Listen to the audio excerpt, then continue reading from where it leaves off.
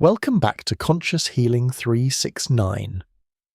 In this episode, we dive into one of the most powerful truths of all, how the conscious and non-conscious parts of ourselves interact, and where our suffering really begins, how our inner world creates the outer one, and why aligning these two realms is the key to true healing. Let's begin. What can we be aware of? If we return to the episode of earlier heaven and later heaven, we begin to see a deeper connection. The earlier heaven becomes the non-conscious, our nighttime consciousness, our inner silence. The later heaven becomes the conscious, our daytime awareness, what we see and experience in the outside world.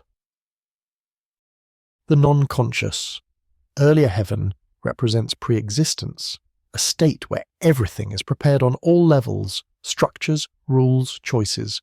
At the moment of incarnation, this becomes our non-conscious. It's the pre-manifest, what lies beneath, giving rise to what will eventually appear in the physical world. Everything we do, everything that happens, begins first in this inner world.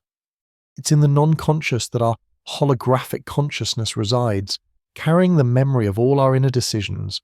It holds our Akashic record, our personal mythology, the blueprint of who we are and why we're here. So when we wonder about fate or destiny, whether things were written, the answer is yes, but they were written by us. Written not by some outside force, but by the deeper part of ourselves, before we even knew it consciously. Here's a helpful image. Imagine I want to go to a fair in San Francisco. To get there, I must plan, take time off, book a place to stay, and choose how I'll travel. I might skip stops that would challenge me, like visiting a family member I've had conflict with. But if I skip it now, it will come back later, maybe harder.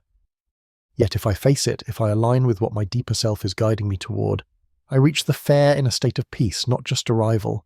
From the outside, someone might say, it was destined, but it wasn't imposed, it was chosen by me. The non-conscious is our master planner, and the conscious, like a coachman, is meant to carry out its instructions. The body is the carriage. Each part has its role. When master, coachman, and carriage move together, the journey is smooth. But when they pull in different directions, suffering begins. Real harmony doesn't come from status or intellect. It comes from alignment with our deeper self, our chosen path, our inner master. You can sense this harmony in anyone, whether a monk, a gardener, or a scientist. It's not who they are on the outside, but how aligned they are within. If you haven't yet watched the episode on the life path, I highly recommend checking it out first. It explains the metaphor of the coachman, the carriage, and the inner master, which will help you understand the deeper layers of what we're exploring today. The conscious. So what about the conscious? In the realm of the conscious, everything unfolds little by little. It starts as a subtle manifestation, then gradually becomes tangible. This process begins with the energies of the body, then moves to the conscious emotions, and from there to conscious psychology. After that, it continues deeper into the physical level, manifesting first in the meridians, then in the organs, and finally into the limbs. This is where we reach the densest level of energy, the level of earth, where the material limits on us are at their heaviest and most constraining. It's like rain. At first there's humidity, unseen. Then it condenses, becomes vapor. It thickens into clouds. Some are light, some bring storms. Eventually the rain falls to the earth, our body, sometimes gently, sometimes as thunder, lightning, even flood. This is how energy moves from the non-conscious into form. The final step in that movement is action, doing. Through our actions, we find out where we are on the path and whether we're aligned or off course. We can tell because when we are not in sync, we struggle, we get sick, we suffer. Still, even these struggles carry meaning. Just like storms nourish the land, suffering can awaken us if we choose to listen. We don't need to fight the storm, we need to understand why it's here.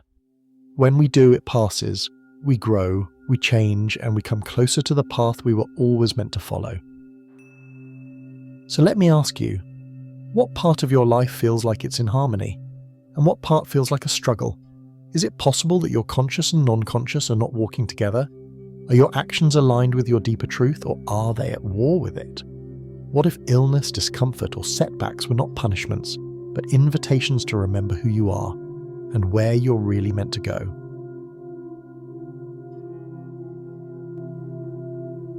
In the next episode, we'll explore exactly how this deeper part of us, the non-conscious, tries to speak through illness, pain, and suffering, and how we can listen, heal, and awaken. The next part is called The Process of Awakening. Stay curious, stay connected, and join us as we continue this journey of discovery.